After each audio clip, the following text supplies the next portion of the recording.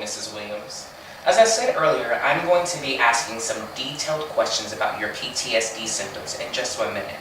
But for now, I just want to get a better sense of all the traumas you have experienced in your lifetime. Like I said, I do not want you to go into detail about what happened in each trauma right now, but we'll have plenty of time for that later. As I said earlier, we have some effective treatments where we talk about the details, but for now I just want to get a better sense of all the traumas you have experienced. Sometimes past experiences can affect the experiences that we're having now. So I'm going to ask about some traumas from both your childhood and adulthood that may have been physical, emotional, sexual, or verbal. How does that sound? I'm not really sure. I'm a little nervous because I've never done this before, being in therapy. And I don't like to talk about the past. I was really hoping we could focus more on the present. I appreciate you being honest with me about your preferences. It can be very difficult to talk about the past, but I noticed that on your intake form that you checked off some symptoms that were related to anxiety. At times, the worries from the past can add to the worries of our present without us even knowing. I would like to assist you in finding ways of relief or coping with the pressures that you are facing today. Would it work for you if we spent half of today's time getting a better understanding of your past difficulties and the remainder of the time more focused on the present? Yes, that seems fine. Okay. I just want to say I'm very glad that you have made the decision to invest in yourself at this time. We often spend a lot of time just trying to keep moving, but I think it's important that we give ourselves permission to pause and to take care of ourselves. As we talk about your past difficulties and how they affect your present, I do first want to acknowledge that having a therapist of a different gender or race can affect how it feels sharing those personal experiences. Do you have any questions or concerns that you would like to discuss with me before we move forward? It is important to ask the client early on if there is anything about the setting that makes her feel uncomfortable about disclosing the trauma. This is especially important when a female client with a history of sexual assault is seeing a male therapist. It is quite common for female clients with sexual assault traumas to refuse male therapists for treatment because the gender of the therapist triggers the assault memories. Be upfront and honest.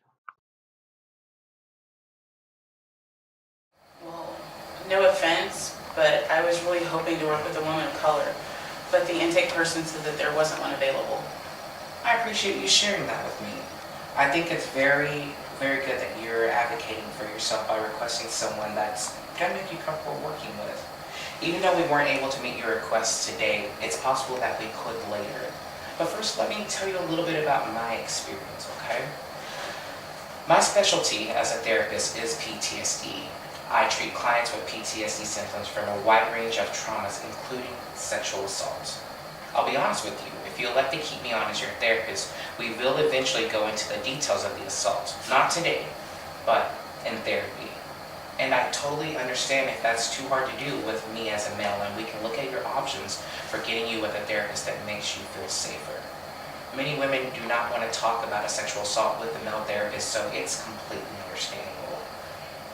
But I can also say that it can be very beneficial having a male therapist because it gives you the opportunity to trust men again. Let me explain. If you can do this therapy in a guaranteed safe relationship, like with the male therapist, it can make it easier for you to develop strong, trusting relationships with trustworthy men out there. From research, we know that women who have had male therapists after an assault struggle a little bit more in therapy at the beginning, but make good gains. I can assure you, I would never hurt you.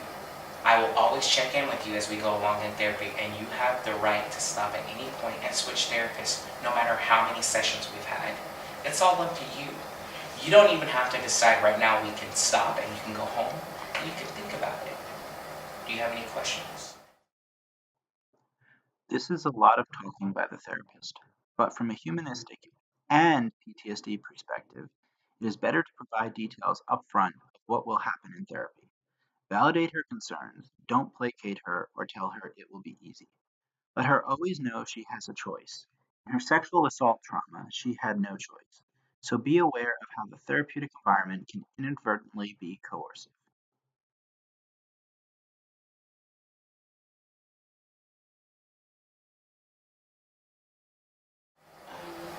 I hear what you're saying, and it makes me feel a little bit better, but I'm really not there yet. So I can change my mind at any time. Absolutely. But let me clarify something for you. It sounds like you have PTSD from your assaults. A big part of PTSD symptoms is avoidance. PTSD avoidance will make you want to quit therapy at some point, no matter who your therapist is. That's the avoidance of PTSD.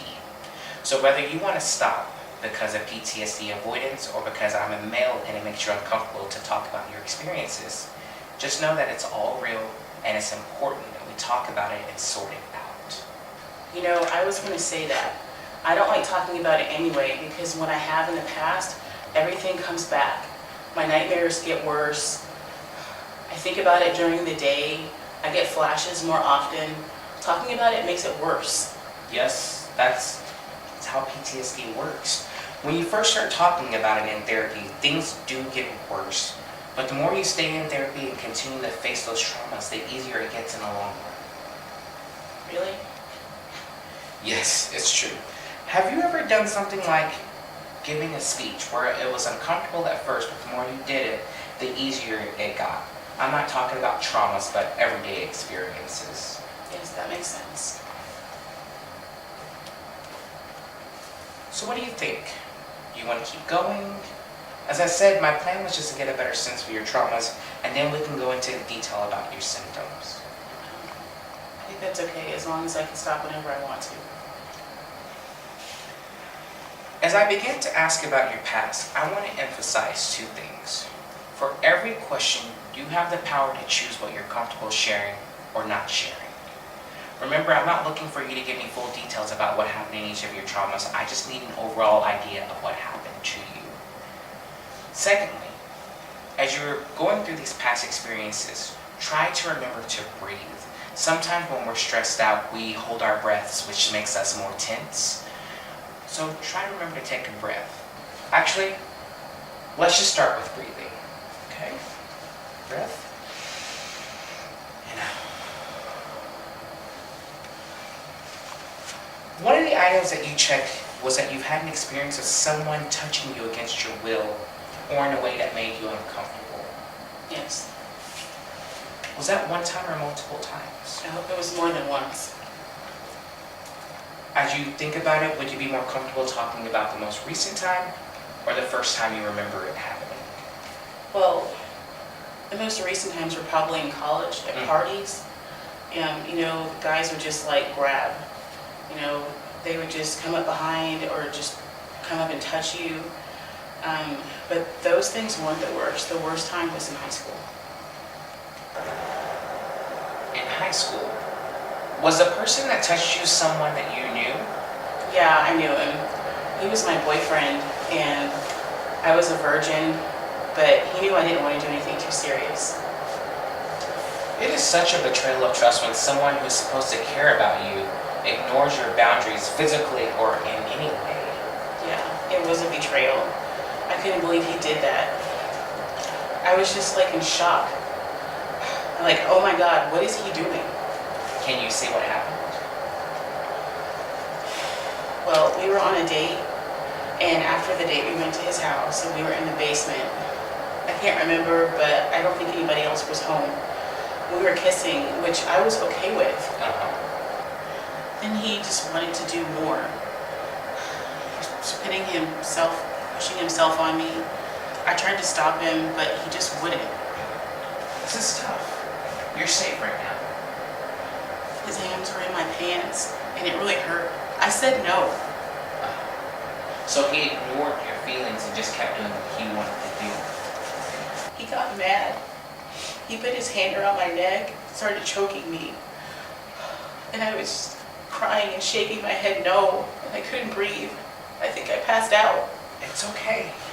You're safe now. I don't want to talk about this anymore. It's okay. We can stop there. I really wanted my first time to be special, and he took all of that away from me. He didn't even care that he was hurting me. It sounds pretty awful. Yeah, it was terrible. Just unbelievable what was happening. I didn't understand it. I was trying to figure out why he was doing this. What did I do to make him so mad? That's what you were thinking at the time? Yeah. And how did you think about it afterward? He wanted to see me the next day, and I thought he was going to apologize, but he just felt like it was no big deal. He even tried to kiss me, and after that I just started avoiding him, and eventually he just left me alone. What is it like to say what happened to you aloud? It's still incredible that it happened. I know some people have it a lot worse, but for me at 15, that was terrible. I still picture it, and I can feel the pressure on my throat and his breathing in my ear. Sometimes to come back to the present, we do a grounding exercise so we can focus on where we are now. Can you tell me 3 things that you see in this room? I see you, I see the clock, I see my shoes. Okay, good. Do you feel up to telling me about the college experiences? Yeah, I can talk about the college parties. That's a lot easier. It's really no big deal. Basically, at those parties, the guys, especially the athletes and the guys in the fraternities, they'll just grab a girl while she's walking by on the dance floor. Half the time, you don't even know who it was. They're standing there drinking, smiling, laughing, pretending like nothing even happened. I just ignored it like a lot of the other girls did. It's, like when you're at a party, there's only so many things that can happen, so I really didn't feel afraid. Do you think the violation in high school made you look at the college experiences as less important? Definitely. Compared to what happened in high school, the college was really not that big of a deal. Yes, I understand. I do, however, think that the experiences like the college one, they have some effect on some level. Probably.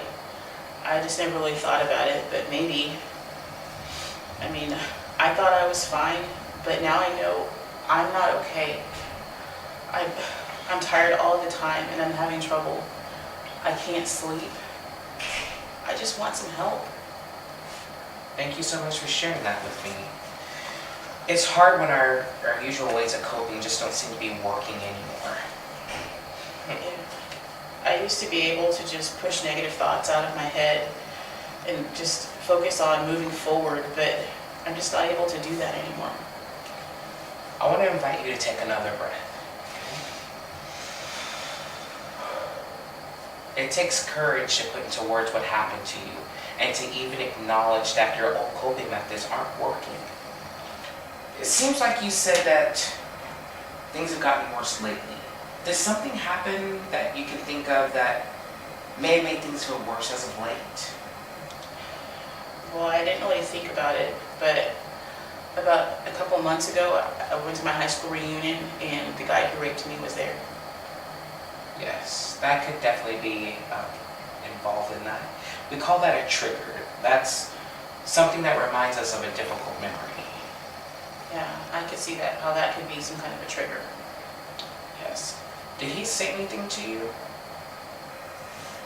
It's really stupid, but he just said hey, and I said hey back. I probably shouldn't have said anything at all. I know that God wants me to forgive him, but it's just so hard. It's been years, and I should have just put it behind me, but I don't know. Just seeing him made me so mad all over again, and really embarrassed. Well, survivors of sexual assault often think about things that they wish they had said or done, but I'm guessing no matter what you did or said in that moment, that there would still be some pain. I don't know, I just wish I'd said something better than hey. Like what? Just like, I hate you. I hate you. You had no right to do what you did to me. You ruined me. I just hate what you did. Why? Why did you do that to me? Yes, you would want him to know that you are angry and hurting and confused about why he assaulted you. Angry and confused, but not hurt. I'm not hurt.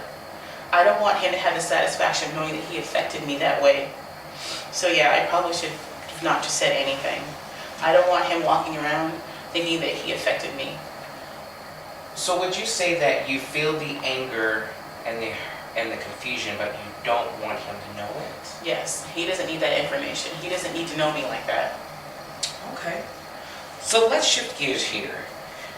Has anything like this ever happened to you before or after the high school assault? Any other traumas you've had in your life? Yes.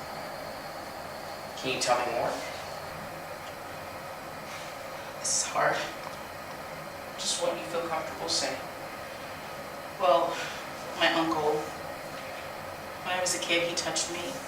And looking back, I think he touched all the cousins. How old were you? I was about 9 at the time. He was my mom's brother, and he'd watch us whenever they went out. And how long did this go on? It started when I was about 9, and it kept happening until he moved away. So, until I was about 11.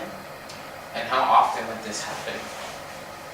I don't know, maybe 10 times. You're doing good. Did you feel safe enough then to tell anyone? No. I just kept it a secret. He said that he would hurt my sister. And nobody would have believed me anyway. Asking about sexual assault can be tricky. Much of society's blame the victim seeps through in asking about the details, such as howling someone. Often, naive therapists might imply the client should have told or asked why didn't you tell, which suggests blame for allowing the abuse to occur. Regardless of the type of trauma, the victim would have stopped it if she could have. Not having told means she wasn't safe to tell. Be aware of how you phrase your questions.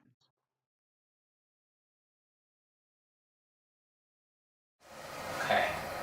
That was a really tough experience for you as a kid. Any other traumas in your life? No, I guess that's enough. Yes, you have had many traumatic experiences that contribute to your symptoms now. And like I said, the college experience that you described as no big deal contributes as well. When you look at the whole history, I can see what you're saying. Okay, well let's switch gears on you again. Earlier you said that God would want you to forgive him, them. Can you tell me more about how God or your faith has helped you with your coping? Spirituality can be important to individuals at different levels or not at all. Be direct in asking about the individual's spiritual beliefs and how they may have impacted healing. Some individuals with PTSD find solace in spirituality, and others reject previously held spiritual beliefs. How could God let something this terrible happen? Obviously, an objective stance will allow effective delivery of treatment in a way that suits the client best. Well, I usually don't bring my problems to people. I don't trust people like that. Plus, I don't want to be a burden to anyone. But I definitely have prayed about it a lot. Are you a believer? I have spiritual beliefs and practices, but I would never want to assume our experiences or thoughts about it are identical. So could you tell me more about what that is like for you? Well, I believe that God is a healer and a deliverer, and that God is the reason that I'm still here and it's somewhat in my right mind. I mean, I absolutely believe that. You know, when I'm crying or just feeling broken, I call out and just say, Jesus, help me. And every time God has shown up for me, giving me peace and enough strength to just keep moving forward. The Holy Spirit just says, Latanya, I'm here. It's going to be okay. Everything is going to be okay. It sounds like your faith has really helped keep you going. Absolutely. But I just feel bad sometimes because I feel like I don't trust him enough. You know, that I don't trust God enough to just forgive and move on. So sometimes I have found that it takes working on the PTSD and the effects of the trauma before we can get to a place of forgiveness and moving on. Much like I said earlier, I'll be focusing on the effects of the trauma, the PTSD, and not focusing on spiritual healing. I don't think we'll be doing anything that's going to be against your spiritual beliefs, but if it does, you just let me know and we will make the therapy fit within your beliefs. Does that sound okay? Okay. So just let me know if you have any questions. How do you feel about working with me now?